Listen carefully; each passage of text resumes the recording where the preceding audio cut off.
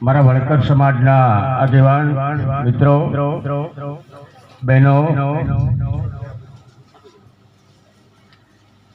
હું કિશનભાઈ નહીં કહું, પણ હું ભલે મામલતદાર હોઉં છતાં એમણે એમના વક્તવ્યમાં હું મામા જ કહીશ એમ.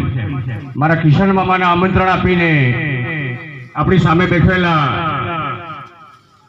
તમામ વણકર સમાજના ભાઈ બહેનોને મારા દિવાળી પછીના નૂતન વર્ષ અભિનંદન. જય ભીમ. આજે વહીવટની દ્રષ્ટિએ હું સ્પષ્ટ કહું છું એમ આપણે પહેલા બાબા સાહેબ હશે તો આપણે હશું એમ. બાબા સાહેબના જેટલા પણ વચનો અથવા બાબા સાહેબે આપણને જે પણ શીખ આપી એ આજે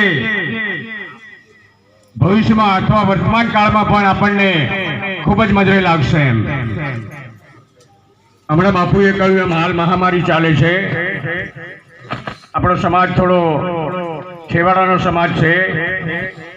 આપણાથી બીજું કંઈ ન થાય તો જ્યારે મોટા માહોલમાં અથવા મોટા ટાળામાં શક્ય હોય તો જવાનું ટાળજો મિત્રો. અને જો જવાનું થાય તો ફરજિયાત માસ્ક, ફરજિયાત સોશિયલ ડિસ્ટન્સિંગ તમામનું પાલન કરજો. આ તબક્કે મને માઇક આપી ઘણા બધા મહાનુભાવો બેઠા છે. મારું વક્તવ્ય લાંબુ નહીં ખેંચતા. આજે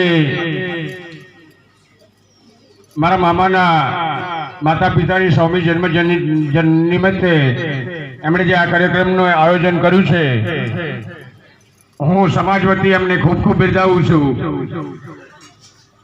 આપણો સમાજ પ્રગતિ કરે, પ્રગતિની સાથે બાબા સાહેબને પણ યાદ રાખે. મામાએ હમણે એમના પુસ્તકનું વિમોચન કર્યું, એ આપણને આપણી લાઈફમાં ખૂબ જરૂરી છે. છેલ્લે મહેશભાઈ, નરેશભાઈને એમણે સ્મરણાંજલિ આપી